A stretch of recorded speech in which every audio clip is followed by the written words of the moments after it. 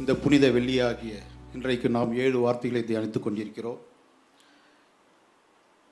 எனக்காக கொடுக்கப்பட்ட இந்த 2ஆம் வார்த்தையானது லூக்கா 23ஆம் அதிகாரம் வசனம் 43 சொல்லப்பட்டிருக்கிறது. யாராவது ஒருவர் அந்த வசனத்தை வாசிக்கும்படி அன்பாய் கேட்டுக்கொள்கிறேன்.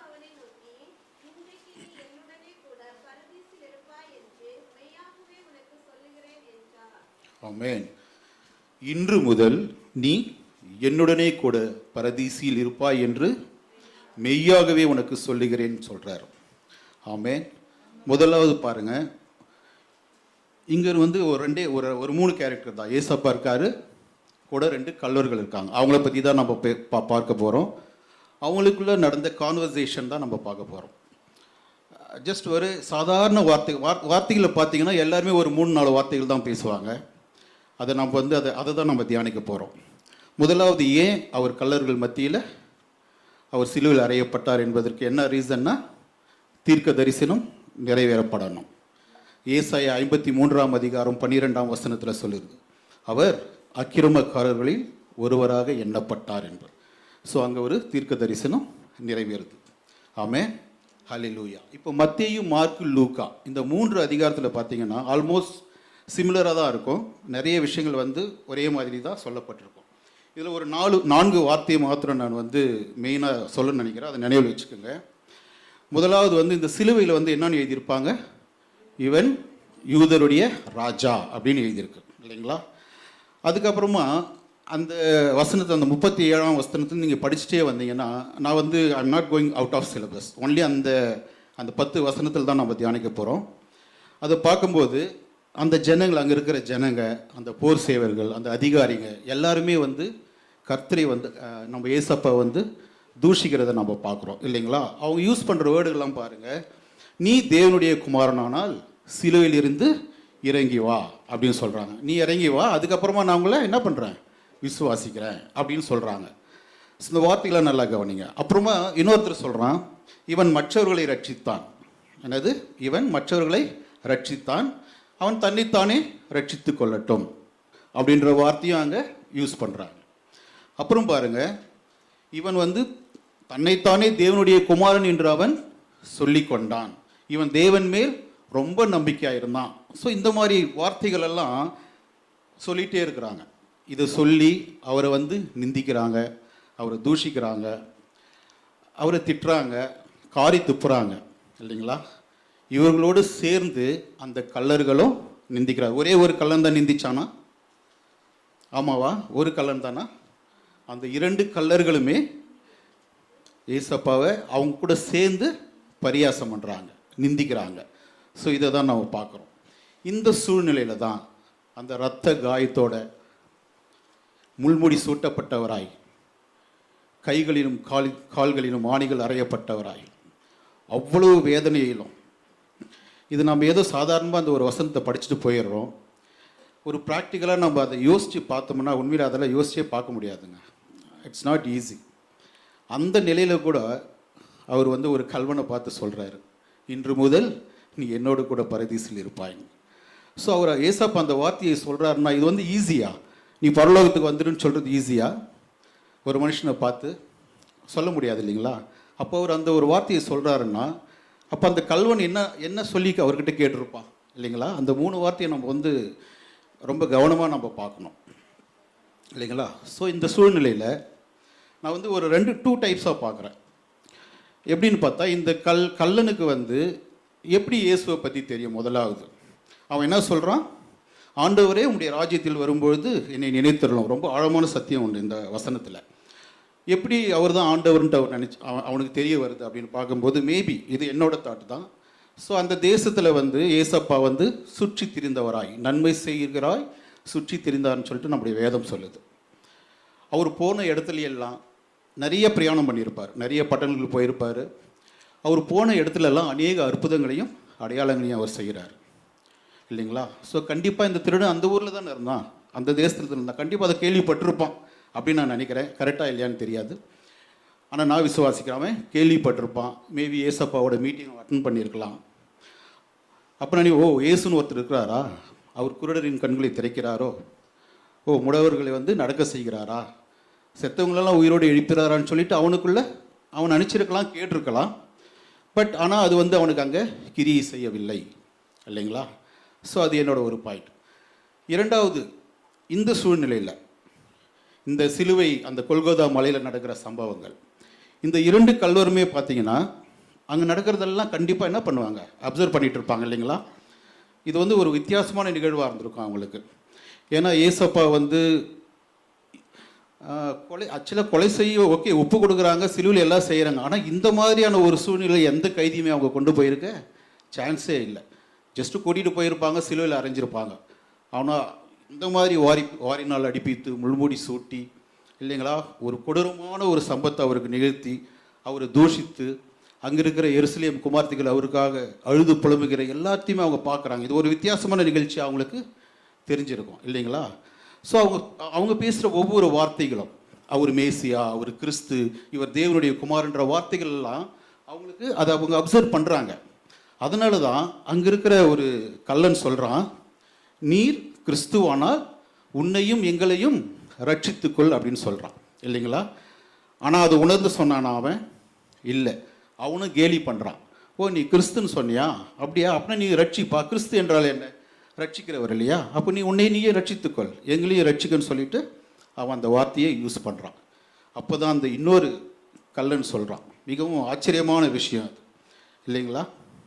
அவன் சொல்கிறான், நாமெல்லாம் பாவி, என்ன நாம் வந்து தப்பு பண்ணியிருக்கிறோம், நீ ஏன் அப்படி சொல்கிற, உனக்கு தேவனிடத்தில் பயம் இல்லையான்னு கேட்குறான். இந்த ஒரு விஷயத்திலே தெரியுது அவன் தேவனுக்கு பயப்படுகிறான், பயந்தான். அந்த டைமில் இவ்வளோ நாள் பயப்படலையான கூட அந்த டைமில் அவன் பயப்படுறான். ஸோ எதுங்க அவனோட மனசை மாற்றிருக்கோம் அப்படின்னு நான் யோசிக்கும்போது, ஸோ இந்த ஓகே தேசத்தில் அவன் கேள்விப்பட்டான், அப்போது அவனுக்கு கிரியை செய்யலை. இங்கேயும் அவன் வந்து ஏசப்பாவை வந்து நிந்திச்சான், கேலி பண்ணான். இது எல்லாமே இல்லாமல் சடனாக எப்படி அவனுக்கு அந்த ஞானோதயம் வந்துச்சு அப்படின்னு பார்க்கும்போது, இப்போ நம்ம கேட்ட முதல் வார்த்தை என்னது? பிதாவே இவர்களுக்கு மன்னியும்.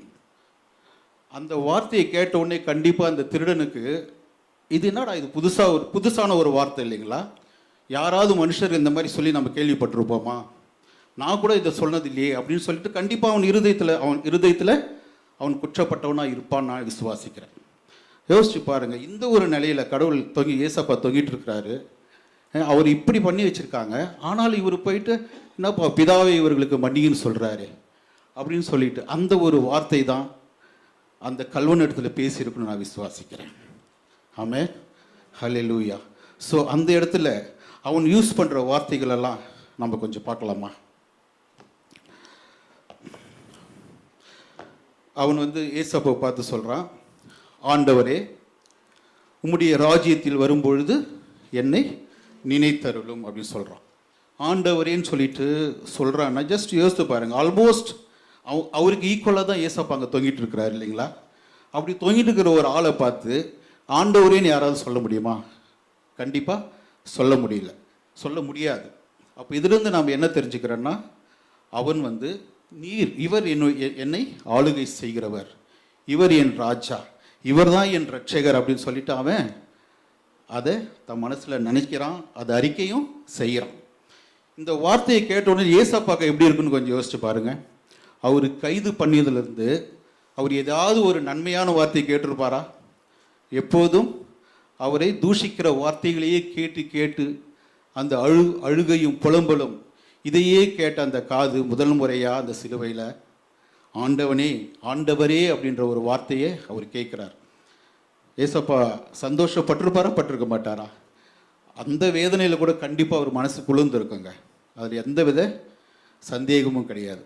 அதனால தான் அந்த பரதீசியை அவனுக்கு கொடுத்துட்டார். ஹல்லேலூயா. ஆமாம், அவன் இரண்டாவதாக யூஸ் பண்ணுற வார்த்தை பார்த்தீங்கன்னா, உம்முடைய ராஜ்யத்தில் வரும்போது அப்படின்னு சொல்கிறான்.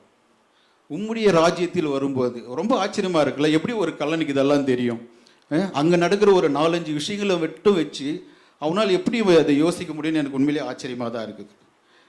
உம்முடைய ராஜ்யத்தில் வரும்போதுன்னு சொல்கிறான். அவன் வந்து நீங்கள் வந்தீங்கன்னான்னு கூட சொல்லலை. சப்போஸ் நீங்கள் வந்தீங்கன்னா என்னையும் நினச்சிக்கங்க போனாலாம் சொல்லலை, உறுதியாக சொல்கிறான், நீ உம்முடைய ராஜ்யத்தில் வரும்பொழுது அப்படின்னு சொல்லும்போது எவ்வளோ எனக்கு உண்மையிலே அது படிக்கும்போது எனக்கு எத்தனையோ முறை படிச்சிருக்கோம். ஓகே, நம்ம இதை பற்றி நம்ம பேசணும் அப்படின் போது அதை படிக்கும்போது தான் ஒவ்வொரு வசனமும் ஒவ்வொரு வார்த்தையும் மிகவும் ஆழமானதாக இருக்குது.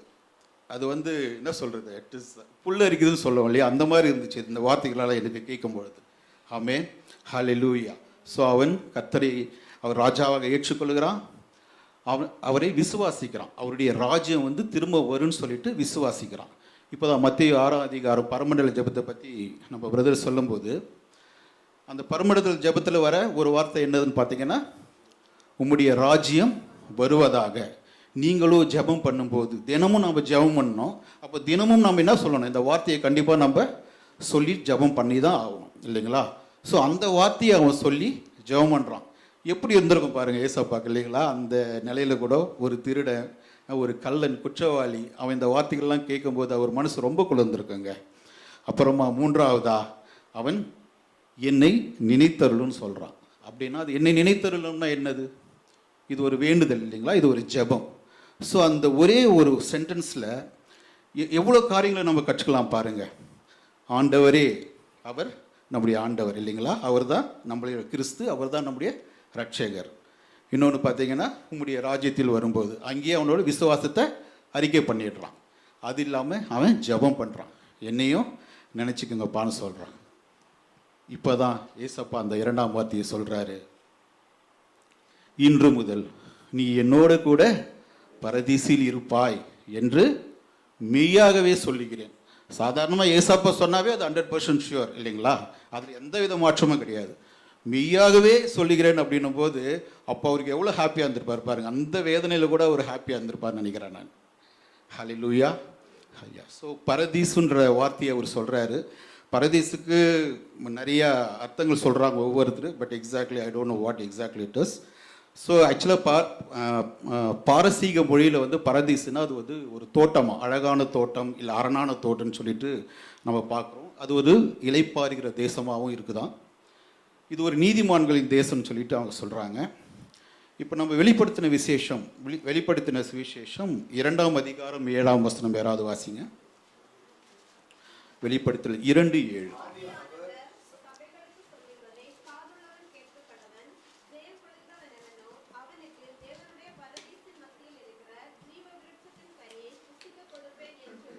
ஆமென், ஹல்லேலூயா. ஜெயம் கொள்ளுகிறவன் எவனோ அவனுக்கு தேவனுடைய பரதீசின் மத்தியில் இருக்கிற ஜீவ விருட்சத்தின் கனியை புசிக்க கொடுப்பேன். ஜீவ விருட்சத்தின் கனினாவே நமக்கு என்ன ஞாபகம் வரும்? ஏதேன் தோட்டம் தான் இல்லைங்களா. ஸோ அந்த ஏதேன் தோட்டம் கடவுள் எப்போதும் டெய்லியும் அவர் என்ன பண்ணுவாராம், அந்த குளிர்ச்சியான வேலையில் வந்து ஆதாமோட ஏவாளோடும் அவர் உறவாடுகிற தேவனாக இருந்தார். அந்த மாதிரியான அனுபவம் தான் இந்த பரதீசில் நமக்கு கிடைக்கும் இல்லைங்களா. ஆமென், ஹல்லேலூயா. ஒரே ஒரு எக்ஸாம்பிள் சொல்லிடுறேன். லூக்கா 18ஆம் அதிகாரம் 10 முதல் 14 வசனங்களை நம்ம பார்த்தோம்னா அங்கே வந்து ஆயக்காரனும் பரிசேயனும் சொல்லிட்டு ஒரு ஓமை வரும். இப்போ பரிசேயனோட ஜெபம் எப்படி இருக்கும், ஆயக்காரனோட ஜெபம் எப்படி இருக்குன்னு பார்த்தீங்கன்னா, பரிசேயன் எப்படி தெரியுமா ஜெபம் பண்ணுவார்? ஆமாம்,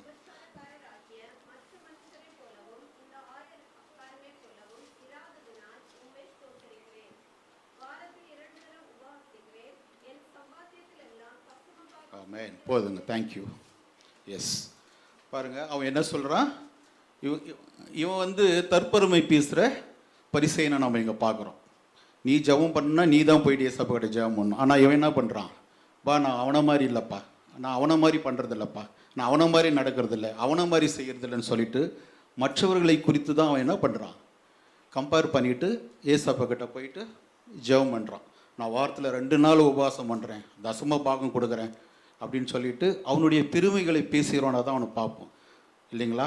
ஆனால் அந்த ஆயக்காரனை பார்த்தீங்கன்னா, ஆக்சுவலாக பார்த்தீங்கன்னா ஆயக்காரர்கள்னாவே பாவிகள் அப்படின்னு சொல்கிற ஒரு சம்பவத்தை நம்ம பார்க்குறோம் இந்த பைபிளில். ஏன்னா அவங்க வந்து டேக்ஸ் கலெக்டர்ஸ் அப்படின்றதுனால. அவன் என்ன ஜெபம் பண்ணுறான்னு பார்த்தீங்கன்னா, அவன் தூரத்தில் நிற்கிறானா, கிட்ட கூட போகிறதுக்கு அவனுக்கு துணிவில்லை. ஏன்னா அவனுக்கு வந்து தன் கண்களை ஏறெடுத்து பார்க்க கூட துணியாமல் சொல்லி போட்டிருக்குது. தன் மார்பிலை அடித்து கொண்டு, தேவனே பாவியாகிய என்மேல் கிருபையாயிரும் என்றான். அவன் வந்து தன்னைத்தானே முதல்ல உணர்றான், தான் பாவி என்பதை அவன் அறிக்கை செய்கிறான், ஜெபம் பண்ணுறான். ஏசப்பா என் மேலே கிருபியா இருங்கப்பா, நான் பாவியான மனுஷன் சொல்லிட்டு. ஆமேன். இது 2 பேரில் யார் நீதிமானாய் வீட்டிற்கு திரும்பி போனான்னு எழுதியிருக்குது? ஆமேன், ஆயக்காரன். இந்த ஓமையை சொல்கிறவர் யார்? நம்ம இயேசு. ஆமேன், ஹல்லேலூயா. இந்த ஆயக்காரனை போல தான், இந்த கல்வனை போல தாங்க நம்ம வாழ்க்கையை நம்ம கம்பேர் பண்ணி பாருங்கள். ஸோ இந்த கல்வனுடைய மனமாற்றம் எப்படி இருந்தது, அதை நம்ம வாழ்க்கையில் நம்ம எப்படி அப்ளை பண்ணணும்னு சொல்லிட்டு நம்ம அதை பார்க்கணும் இல்லைங்களா? முதலில் அந்த கல்வனோட மனமாற்றத்தை நம்ம பார்க்கும்போது அவன் தன்னை பாவி என்று அறிக்கை இடுகிறான் இல்லைங்களா? அறிக்கை இடுறானா இல்லையா? நம்ம பாவி, இந்த தண்டனைக்கு நாம் ஏற்றவங்க அப்படின்னு சொல்லிடுறான். ஸோ அங்கேயே அவன் தன்னை பாவின்னு சொல்லிட்டு அறிக்கையிடுறான். அதே மாதிரி தேவனுக்கு பயப்படுகிறான். நீ இப்படி பேசுறியே, நீ தேவனுக்கு பயப்படுகிறது இல்லையா அப்படின்னு அவன் கேட்கறதுலேருந்தே அப்போது இவனுக்கு அந்த தேவ பயம் இருக்குது என்பது உறுதியாகுது இல்லைங்களா? அவரை ராஜாவாக ஏற்றுக்கொள்கிறான், உங்களுடைய ராஜ்யம் வருவதாக என்று விசுவாசிக்கிறான், அவர்கிட்ட ஜெபம் பண்ணுறான். இதே மாதிரி தான் நாமளும் நம்ம வாழ்க்கையில் யார் யார் தன்னுடைய பாவங்களை மனம் வரிந்து அறிக்கை செய்கிறார்களோ, யார் தேவனுக்கு பயந்து அவரை இரட்சகராக ஏற்றுக்கொண்டு அப்பா நித்திய ஜீவன் உங்களிடத்தில் உண்டு என்று அவர்களில் விசுவாசிக்கிறவங்க, பரலோகத்தில் என்னையும் நீங்கள் நினைவு கூறுவான்னு சொல்லிட்டு நம்ம வேண்டுதல் செய்கிற பிள்ளைகளாக இருக்கணுங்க. அப்போ கண்டிப்பாக அந்த பரலோக ராஜ்யம் நமக்காக திறக்கப்பட்டிருக்கும். நம்ம சின்ன வயசுலேருந்தே ஓகே தெரியல, அஸ் ஏ கிறிஸ்டியனாக நம்ம வளரும்போது சின்ன வயசுலேருந்தே பாருங்கள், நமக்கு காலங்கத்தால் எழுந்து அந்த ஞாயிற்றுக்கிழமைனா சர்ச்சுக்கு அனுப்பி விட்ருவாங்க இல்லைங்களா? சண்டே கிளாஸ் அட்டன் பண்ண சொல்லுவாங்க. ஏதாவது ஒரு ப்ரேயர் இருந்தால் பிடிக்குதோ பிடிக்கலையோ போய் தான் ஆகணும் இல்லையா? இப்போ பிள்ளைங்களாம் நம்ம என்ன பண்ணுறோம், கீபோர்டுக்கு பாட்டு கிளாஸுக்கு போட்டு எவ்வளோ அவங்கள நம்ம, இதெல்லாம் எதுக்கு? இந்த வாழ்க்கையெல்லாம் எதுக்கு? நம்ம இவ்வளோ கஷ்டப்பட்டு இல்லைங்களா? ஆனால் நம்முடைய பாவத்தை உணராமல் கர்த்தரிடத்தில் நம்ம போயிட்டு அப்பா என் பாவத்தை மன்னிங்கன்னு கேட்காம அதை உணராமல் இருந்தோம்னா ஏதாவது பிரயோஜனம் இருக்குங்களா? இவ்வளவும் செய்துட்டு அந்த பரலோக ராஜ்யத்தை நம்மால் சுதந்திரித்து கொள்ள முடியவில்லை என்றால் நம்மை விட பரிதபிக்க ஜீவன் யாருமே இருக்க முடியாதுங்க. ஆமே. ஆனால் நாம் அப்படி இராமல் அந்த பரலோக ராஜ்யத்தை சுதந்திரித்து கொள்ள தேவன் நமக்கு கிருபை செய்வாராக. ரோமர் 10:10 சொல்லுது, நீதியுண்டாக இருதயத்தில் விசுவாசிக்கப்படும், ரட்சிப்புண்டாக வாயினாலே அறிக்கை பண்ணப்படும் சொல்லுது. யோவான் 14:6 நானே வழியும் சத்தியமும் ஜீவனுமாய் இருக்கிறேன், என்னை அல்லாமல் ஒருவனும் பிதாவினிடத்தில் வரான்னு சொல்லியிருக்கிறாங்க. ஆமென். இன்றைய ரட்சணிய நாள் கர்த்தர் சொன்ன இந்த 2ஆம் வார்த்தை ஒரு ரட்சிப்புக்குரிய வார்த்தை, ஒரு ரட்சிக்கின்ற வார்த்தை. அப்போஸ்தலர் 4:12 சொல்லப்படுது, அவராலே அன்றி வேறொருவராலும் ரட்சிப்பு இல்லை, நாம் ரட்சிக்கப்படும்படிக்கு வானத்தின் கீழெங்கும் மனுஷருக்குள்ளே அவருடைய நாமமே அல்லாமல் வேறொரு நாமம் நமக்கு கட்டளைப்படவில்லை என்றார். ஆமென். இந்த வசனங்களெல்லாம் கர்த்தர் ஆசீர்வதிப்பாராக. கடைசியாக சிலுவை பற்றிய உபதேசம் கெட்டு போகிறவர்களுக்கு பைத்தியமாயிருக்கிறது, ரட்சிக்கப்படுகிற நமக்கோ அது தேவ பலனாயிருக்கிறது. ஆமேன். ஆண்டவர் தாமே இந்த வார்த்தைகளையும் இந்த வசனங்களை ஆசீர்வதிப்பாராக. ஆமேன். ஹல்லேலூயா.